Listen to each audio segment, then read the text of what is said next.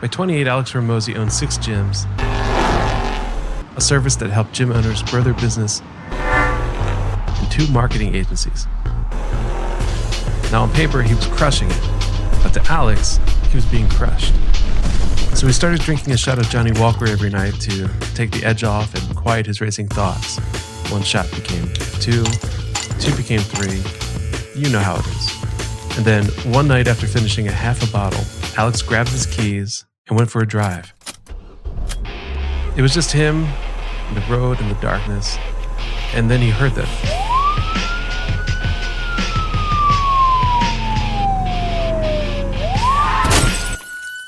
Now, this isn't just a story about some guy who built businesses and made a lot of money. Yeah, sure, it's about that, but it's also a story about transformation and the pursuit of something more.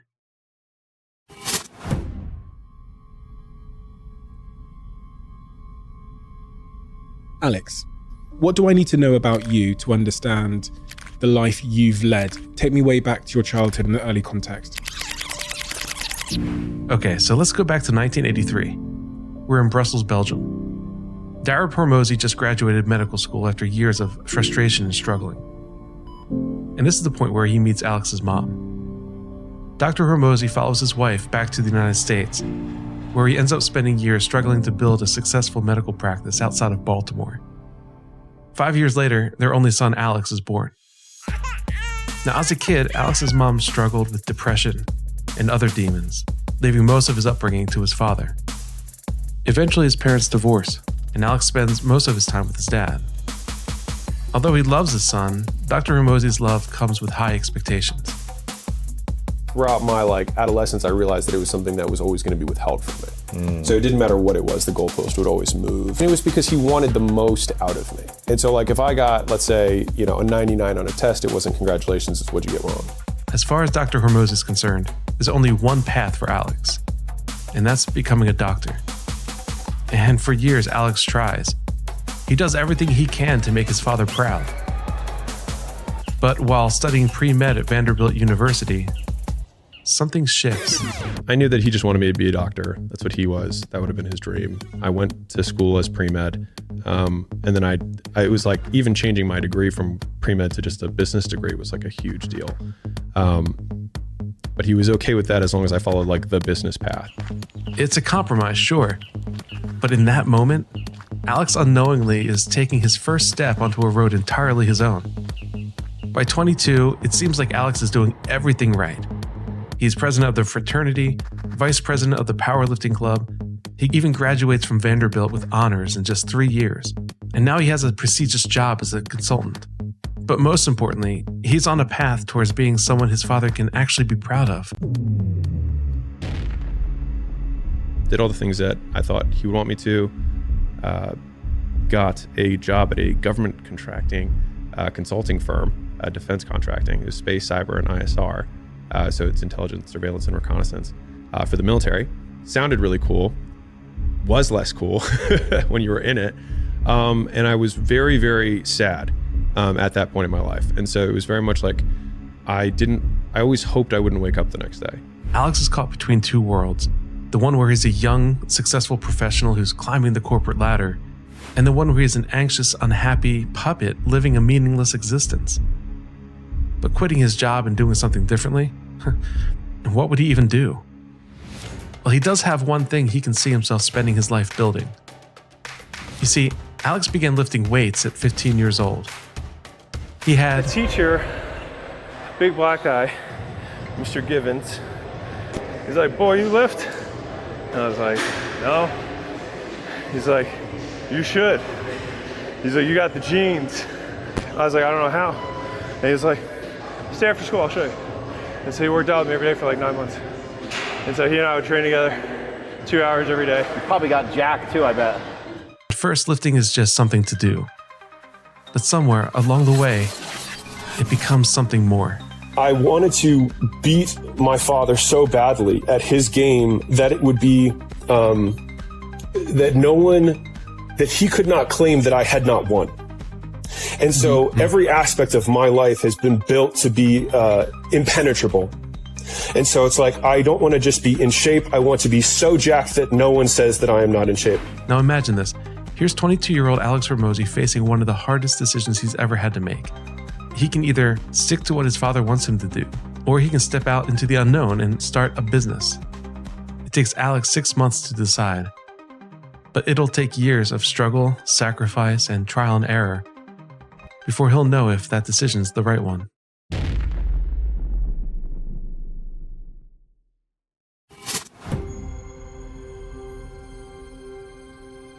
For me, it was such a key point because the biggest line of reasoning I had for myself in order to convince myself to confront my father, or at least disappoint my father, or the version of myself that he wanted me to be, was to say that, like, I have to be comfortable dying in his eyes.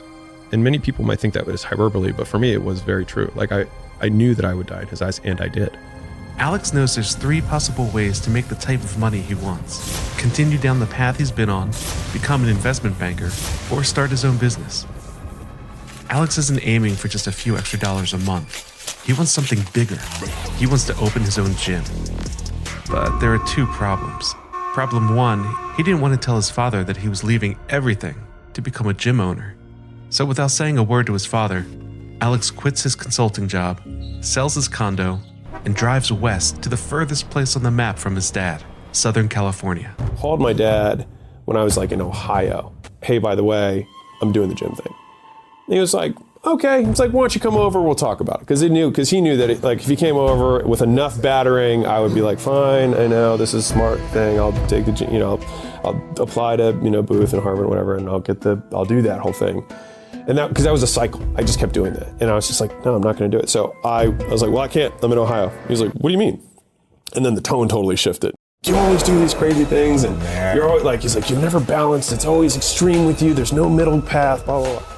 Problem 2, he knows absolutely nothing about The gym business, so I'll just email a bunch of gym owners and see if they'll just let me work for free. And one guy got back to me. I emailed 40 gyms, and he was like, yeah, come on out. You can work for free. So I was like, all right, awesome. Showed up at this guy's doorstep, and he was like, this is really creepy. I was not really actually expecting you to do this. I was like, what do you want me to do? And he's like, I don't know. I have stuff to do. You can hang out here for a little bit. And he's like, where are you staying? And I was like, I don't know. I just got here. I just drove to your gym from my house in Baltimore. The gym owner agrees to help Alex learn the gym business. Over the next 12 weeks, Alex learns the ropes of gym ownership. He studies how people move, how they hesitate, what makes them come back, and more importantly, what makes them leave. After 3 months of nonstop learning, Alex finally feels he knows enough to go out on his own. So let me tell you how this all started. So this is me when I signed my $5,000 a month lease. I had no idea. I moved from Baltimore to Huntington Beach, California. I knew no one in the area. I was super excited. I had no idea what I was getting into. Very much out of my league. I was incredibly lonely. I was in a state that I didn't know anyone, in a city that I didn't know anyone, in a warehouse that there was cars that would drive over all night long, and it was like a gunshot. It was like goom, goom, goom, goom, and it was all concrete walls, and there was no AC. And so I would just sweat and be awake. And I was working the other hours of the day because my first client would get there at 4 o'clock. My last person would leave at 9 p.m. I was just incredibly sleepless. I lived there. My clients would do my laundry for me, and then I would shower at LA Fitness. That was hard. That was very hard. After a while, Alex implements ads on Facebook, and things start to take off. With his gym growing, Alex sets his sights on something bigger, building the next chain of gyms he calls United Fitness. Hey guys, I'm Alex, and I'm the owner of United Fitness. Take a quick look at this video to see if you're ready to take the 6-week challenge. Over the next couple years, Alex partners with others to open 5 more gym locations. By then, he's mastered the art of getting new members to fill his gyms. While he's busy fine-tuning his in-person skills, there's an online marketer named Russell Brunson who's building a business of his own. Hey, for those who are just tuning in, my name is Russell Brunson. Russell teaches online businesses how to develop entire sales funnels to connect businesses with customers online. So he gives them a call. The sales guy was like, oh yeah, there's tons of gym owners here, tons of guys learn, and they make even more money doing internet stuff or whatever. And I was like, all right, cool. If there's other gym owners and stuff, cool. So I show up, I'm the only brick and mortar business owner. Every single person in the group is an internet person. And I was like, what am I doing here? And so I got up there and I was like, well, this is my model. This is how we acquire customers. This is our LTV. This is our cost of acquisition. This is how much it costs me to open a gym. This is how many gyms I can open per month based on this cash flow, whatever. And I talked really fast and I was like, so what do you guys think? Yeah.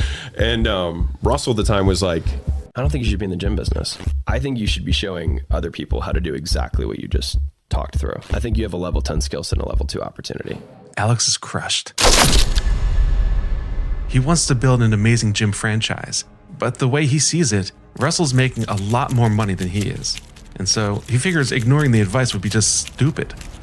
So Alex makes a decision. He shelves the franchising dream and turns his focus to something new.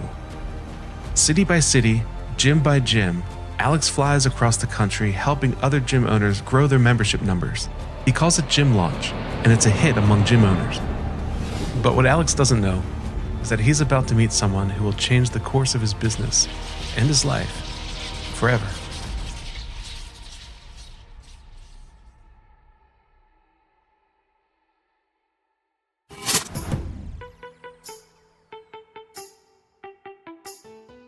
I called her up and set a frozen yogurt date, and she tried to cancel on me the day before the date. And so I called her up and I just said no. I just refused her request to cancel. And so she ended up, she showed up. We spent like 4 hours on our first date, only talking about business. And at the end of the date, I said, hey, I don't know if this is going to work out, but you should totally work for me.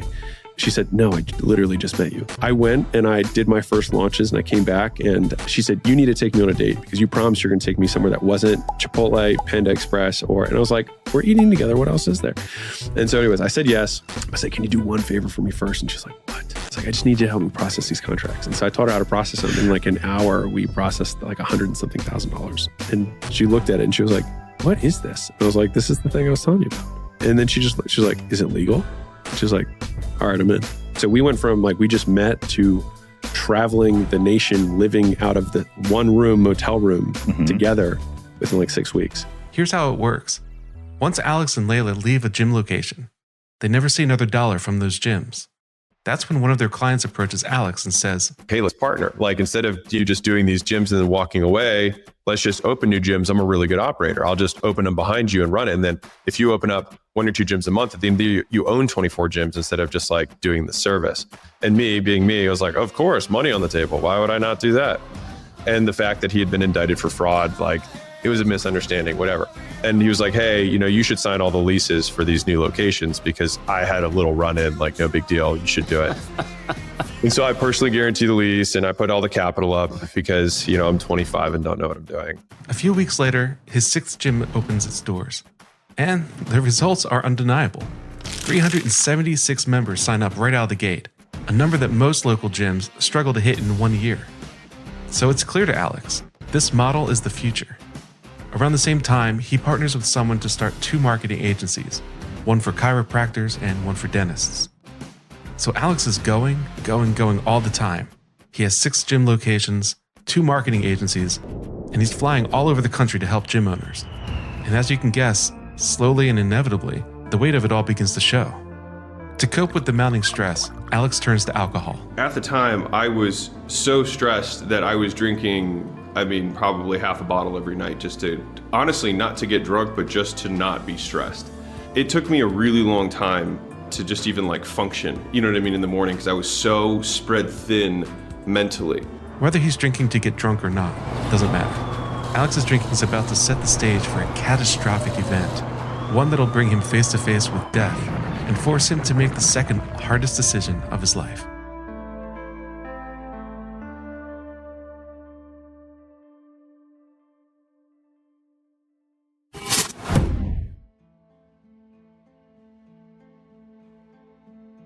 My father called me and he pretty much said all the things that I'd done up to, every decision that I had made was not a good decision after I decided to veer off the path of the job, right? Everything after that was a bad decision. In October 2016, while Alex is juggling 9 businesses, he gets a call from Maryland. His mother's in the hospital. I flew out. While I was there to keep myself occupied, I started launching gyms. That's when Gym Launch actually started. Because I left my own gyms. I was like, I gotta keep myself occupied. Reached out to some people in my hometown. I was like, hey, you know anybody? And they're like, yeah, I know a guy. And so that was like the first big gym launch. In the midst of trying to keep himself occupied, Alex is still feeling overwhelmed. He needs help. I ended up going to an attention coach to help me manage my attention. I worked every hour of the day that I was awake, and yet I still didn't have that much money at the time. Everything was tied up in, the gyms and all that kind of stuff. And this coach had kept telling me, you need to aggregate your attention. You need to focus. He's like, you're spread all over the place. I pretty much just would nod along and listen, and I tried to do some of the stuff they told me to do. But I was making some progress. The turning point comes one night when Alex Drank so much that I ended up getting into a head-on collision at 60 miles an hour on the highway. And so I was looking over my shoulder and just kind of going from lane to lane as I was, getting into the shoulder as I was getting pulled over. As I was getting pulled over by the cop, in the shoulder there's a black car, and I nailed it. The next morning, Leila picks him up from jail. I had so much emotional noise that was going on that I was like, she actually came to me. She almost like broke up with herself. She was like, do you want to not do this? And I was like, yeah, that's fine. That was literally the conversation. I was like, do you want to just not do this? And he was like, yeah.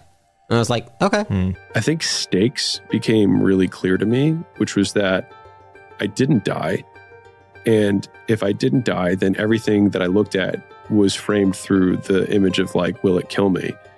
And so then all of a sudden, like the next day I called all of these partners and was like, can't do business. And they were like, but you said, and I was like, can't do it. Sorry.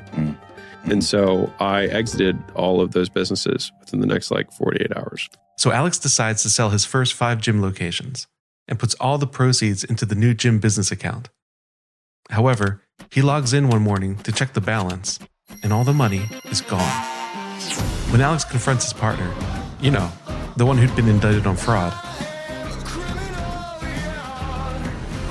his partner says, oh, that was my half. And I was like, what do you mean your half? I was like, you just took all the money out. He's like, well, I know you've been skimming. And I was like, what? So I came to him with all the bank accounts, like every transaction highlighted. And I was like, hey, let's go through this. Like, I just want to make sure we're good. And he threw it off the table. He's like, I don't need to see that shit. And I was like, oh, okay. I now understand what happened. Like, okay. So I just got all my money stolen. He makes the call to close the gym. But even that decision comes with a cost. Members are angry and they want their money back. And for the first time, Alex really doesn't have an answer.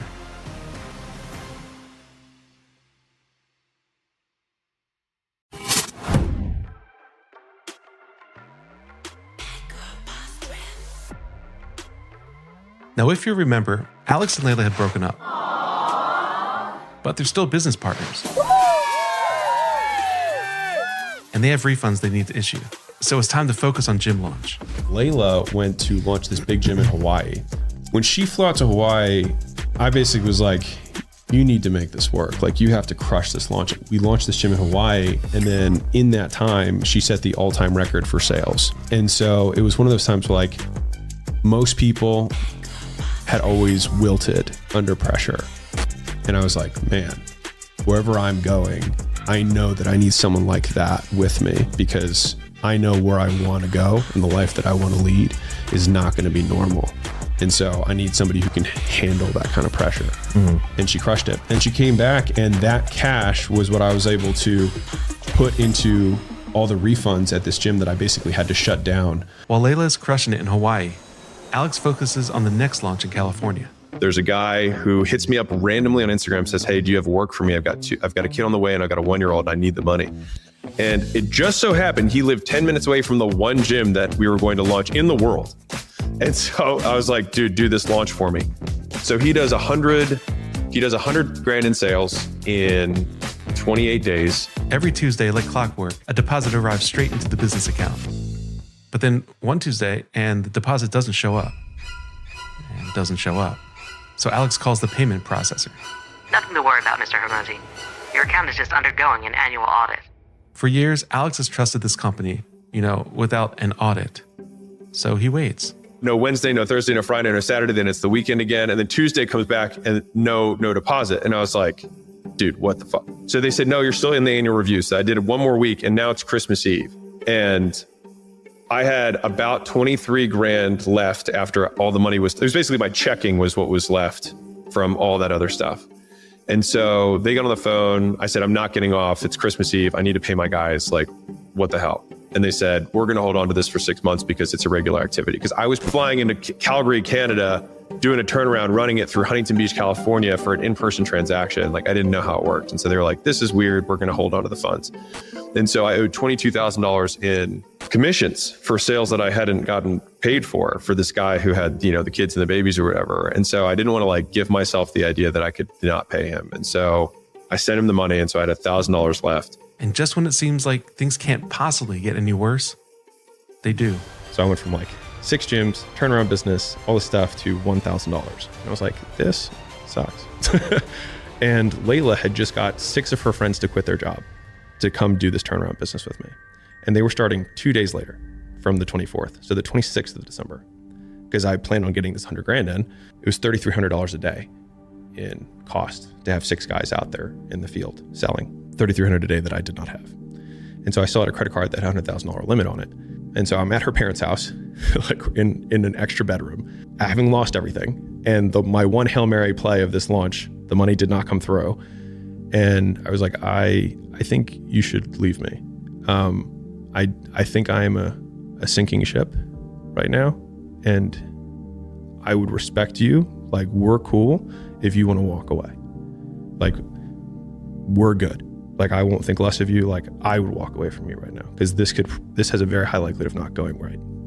She pulled my chin towards her and she was like, I would sleep with you under a bridge if it came to that. And it's hard to comprehend, but like, I had nothing. You know, like, for her to have that kind of belief was very, it was deep for me. So it was like, fuck it, let's go. You know what I mean? And so then we launched the gyms doing $3,300 a day. And mind you, I had no way to process money still. So I'm collecting 60 to 80 contracts a day that I can't process. Finally, on January 29th, over a month later, Alex finds a payment processor that'll work with him. But there are caveats. First, the processing company takes 8% from each transaction, plus another 10% as a safeguard.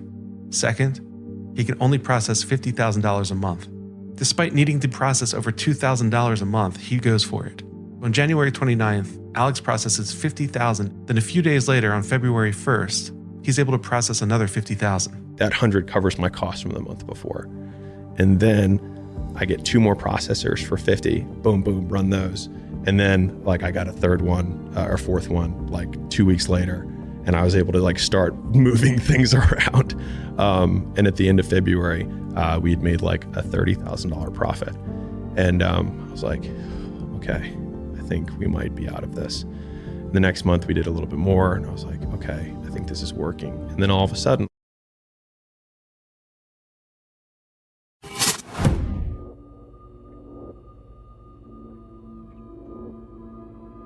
by the end of February, Alex finds multiple processors to work with. Gym launch is back on track. For the first time in months, it feels like Alex and Leila can finally breathe. So I'm thinking I'm like entrepreneurial genie. I'm a phoenix, baby. Like, you know what I mean? I come back. And so she taps me on the shoulder and I'm like, what is this, my love, my queen, you know? And she just spins her laptop towards me and she's like, look at this. And I was like, what am I looking at? And it was our bank account. And it was all these negative transactions, like 500, 500, 500, 500, 300, 500, like all the way down. She just kept scrolling and scrolling and scrolling. And I was like, what is going on? One of their clients is cracked under pressure. The influx of new members has overwhelmed him. He empties his gym and tells every new member to request a refund. But then 2 days later, another wave hit, and it was a different situation where the guy saw that we had made $40,000, $50,000 from his gym, and the average gym owner, for perspective, takes home $36,000 a year. So when you see that CrossFit down the street, they're not killing it; they're probably getting killed. He saw us, some kids from the internet, take out $50,000 from his place in a month, and he didn't make that last year. And so he was like, "Hey, everybody who just signed up with them, refund through them, and I'll let you do it through me for half the price." Oh boy, that was probably the hardest of all of them, because this was the only model I knew. And so the more I sold, the more refund risk I exposed myself to. And so it was just like, I had to sell more to cover the first month's refunds. And then the next month was bigger. And then I had to sell more to cover that month's refund. And so then I had to make a switch in 30 days to get about $150,000 in profit. By the summer of 2017, Alex and Leila are back at zero. Every dollar earned building Gym Launch is gone. On the side, Leila had been running her own online fitness business called Queen Transformation. It's not much, just over $4,000 a month, but it's something. And Alex, he sees potential in it. For 3 days, Alex tears apart Leila's sales process, refining every step, every word, every interaction. The results are obvious. Revenue from Queen Transformation skyrockets from a few thousand a month to up to $1,000 a day. But before he can put Gym Launch behind him for good, there are still 8 gyms on the calendar scheduled to be launched in the coming weeks. Alex needs to call the gym owners and tell them that he's not going to do their launches. But nothing can prepare Alex for what happens next.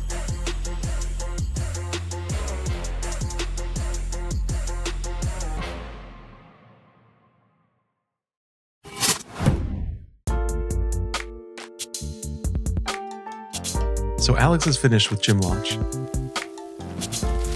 No more flying, no more motels, no more gym owners screwing him over.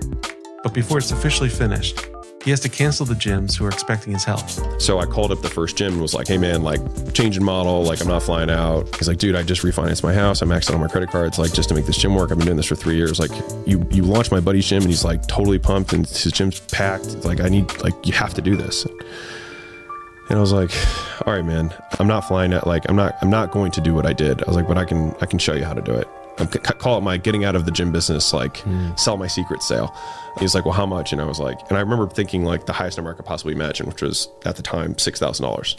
And he was like, done. And I just remember like staring at the phone and being like, holy shit, $6,000. Like, hot damn. And so I, called the next guy, had the exact same conversation. He was like, how much? And I was like, $8,000. And he was like, okay. And I called the next 6 guys and we did like $60,000 in sales in that day. By that night, all 8 gyms take Alex's offer, bringing in a total of $60,000. Leila came in from doing her 2 sales for weight loss. And I was like, I think we're still in the gym business. And she was like, what? I thought we were doing weight loss. Like you just told me, you sold me on weight loss being like the next thing. I was like, I just think we were doing it wrong. And so I explained what had happened and she's like, so is this what we're going to do now? And I was like, I guess. I was like, I can call the other 30 gyms that we did the turnarounds for. I was like, they know we can do it because we just did it for them. And so I called all those guys up and we did like $300,000 in sales that month. And it was basically all profit. And I covered the refunds and I covered the everything. And we were like in the clear. The month after that, when I had $100,000 saved up, and this was the first time I had $100,000 in my personal account. And I remember like being in the kitchen with her and like pulling it up and like getting really choked up because I couldn't even like say it because it'd been such a goal for such a long time. I mean, mind you, like for everyone who's listening, it was 6 years, you know what I mean? Or 5, whatever it was, 5 or 6 years. And it was tough 5 or 6 years. And she came over and she like dropped everything while she was cooking and she just like gave me a hug and I just like wilted in her hands because it felt like we had made it. And I still to this day don't think I've ever felt as rich as I did in that moment. Over the next 12 months, that profit soars to $17 million. Not long after that, Alex receives an unexpected phone call.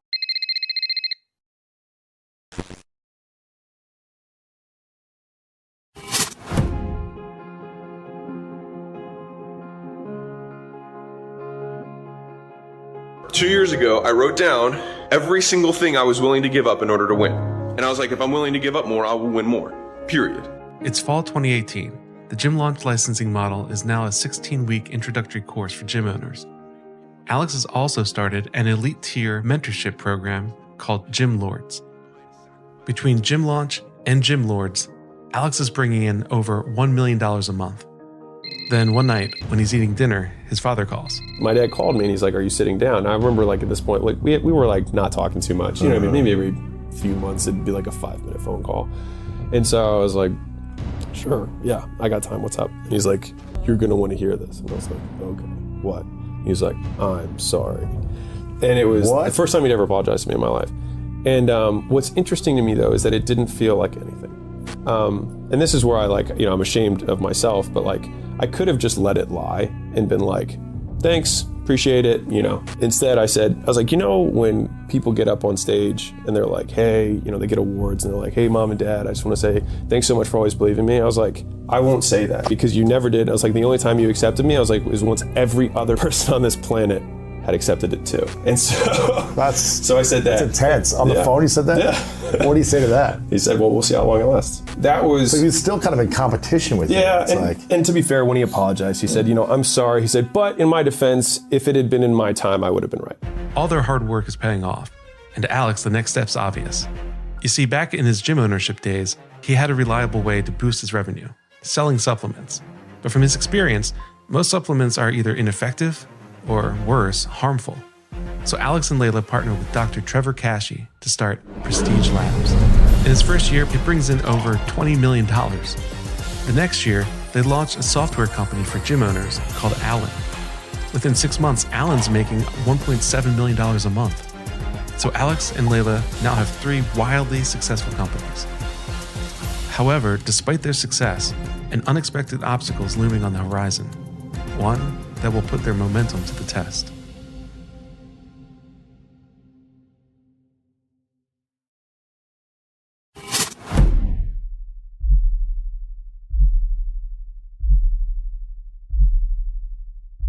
Now to growing concerns about the deadly coronavirus. Tonight with breaking news, the first death from coronavirus here in the United States. COVID-19, the disease In 2020, COVID-19 hits, and millions of businesses are thrown into chaos. Gym Launch, Prestige Labs, and Allen all depend on gyms staying open. Some of us try to de-stress by going to the gym and working out, but now many of us aren't able to have that option. We know all gyms are closed statewide in order to comply with the governor's executive order. The doors here are closed, and it's the same story at places like Gold's Gym and Orange Theory Fitness. So Alex and Leila roll up their sleeves, dig into the numbers, and set about creating a lifeline for each business that'll keep them ahead of the chaos as the pandemic progresses. With their team's unwavering support, Alex and Leila managed to guide all three of their companies through the COVID-19 crisis. But after things settle down and people start heading back to the gyms, they can't quite shake the growing feeling that maybe it's time for a change. So in 2021, we sold all three of those companies. The supplement and the licensing company we sold to American Pacific Group, which is a private equity firm out of San Francisco, for $46.2 million. We sold 2/3 of the company.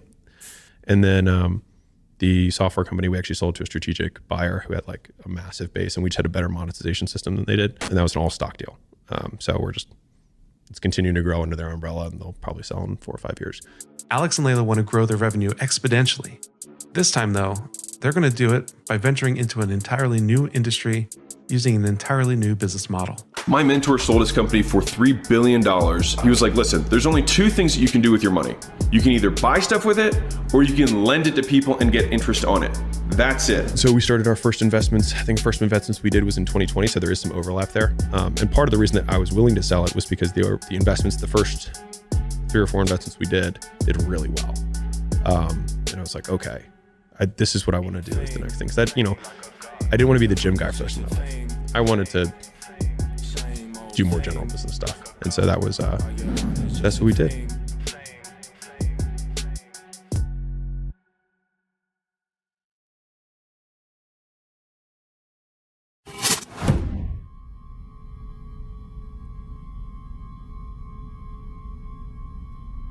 My father called me, and he pretty much said all the things that I'd done up to, every decision that I had made was not a good decision after I decided to veer off the path of the job, right?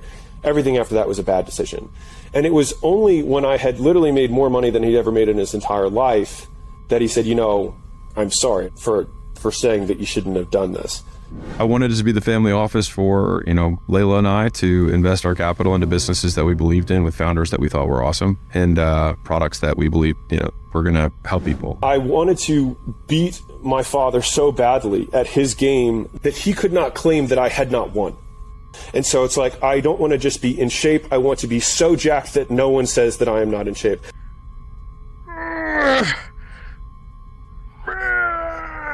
I can't just make money or have a living or just be in the top 1%. I want so much money. You guys want to hear something absolutely insane? I was able to take home more in a year than the CEOs of McDonald's, IKEA, Ford, Motorola, and Yahoo combined as a kid in his 20s. And I have continued to for over half a decade, which resulted in a $200 million per year portfolio and a $100 million net worth by age 32. And no one is more surprised than me.